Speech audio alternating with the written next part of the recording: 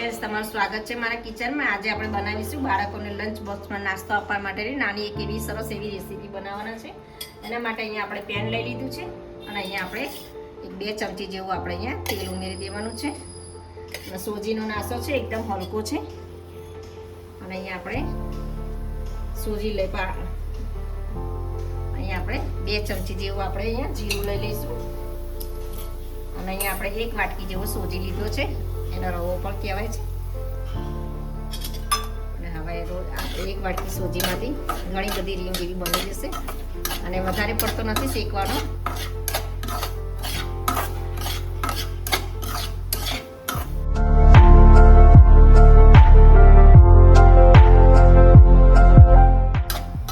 વધારે પડતો નથી શેકવાનો, તમે આની અંદર ચીલી ફ્લેક્સ બી નાખી શકો છો। અને હવે આપણે 1 વાટકી રવો લીધો છે, તેની સામે આપણે 2 વાટકી પાણી ઉમેરી દેવાનું છે। જેટલું પાણી ઉમેરી દઈશું।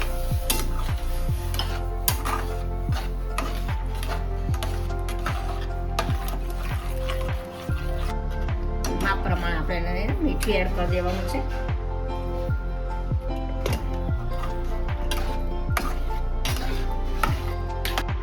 અહીંયા આપણે 2 મીડિયમ સાઈઝના બટાકા બાફીને તૈયાર કરી દીધા છે। હવે આપણે આની અંદર છીણી દઈશું, છીણીને તૈયાર કરી દઈશું। અને એકદમ ક્રિસ્પી એવા બટાકા આલુ નાખવાથી અંદર ક્રિસ્પી એવો બનશે।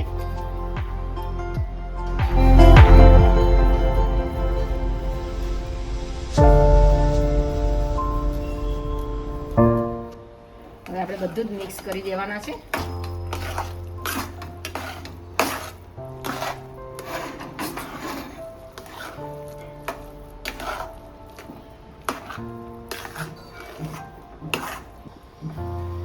એકદમ આપણું સરસ એવું ઘટ થઈ ગયું છે અને હવે આપણે એને ગેસને ઓફ કરી દેવાનો છે। અને આ બેટર એકદમ ઠંડુ પડી જાય પછી જ આપણે એને રીંગ વાળવાની છે। હવે આપણે બેટર ઠંડુ થઈ ગયું છે સરસ એવું, અને આપણે તેલ લગાવીને એકદમ સરસ એવું બાઇન્ડિંગ આવી ગયું છે।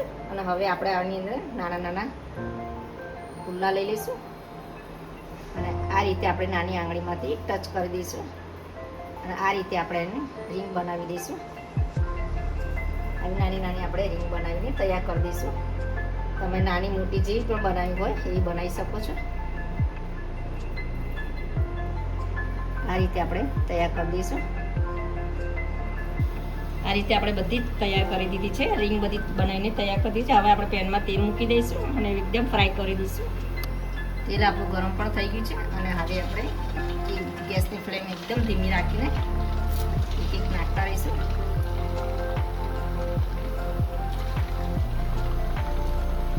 એકદમ ક્રિસ્પી એવી થાય પછી જ આપણે એને ઉતારવાની છે।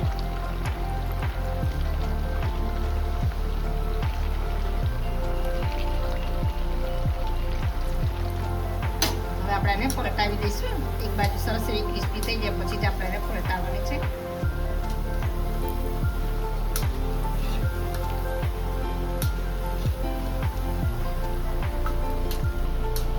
એકદમ ક્રિસ્પી એવી થઈ ગઈ છે આપણે ગોલ્ડન બ્રાઉન કલરની। હવે આપણે આને કાઢી દઈશું। તમે જોઈ શકો છો એકદમ ક્રિસ્પી એવી બની છે।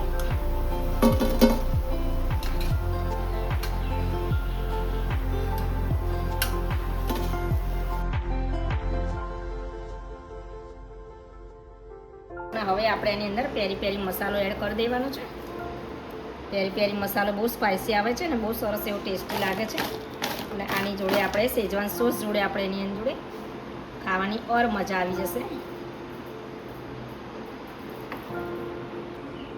ફ્રેન્ડ્સ, તમને મારી આ રેસીપી પસંદ આવે તો લાઇક, શેર અને સબસ્ક્રાઈબ જરૂરથી કરજો। અને બાજુના બેલ આઇકન પ્રેસ કરજો જેથી મારી નવી નવી રેસીપી મળતી રહે।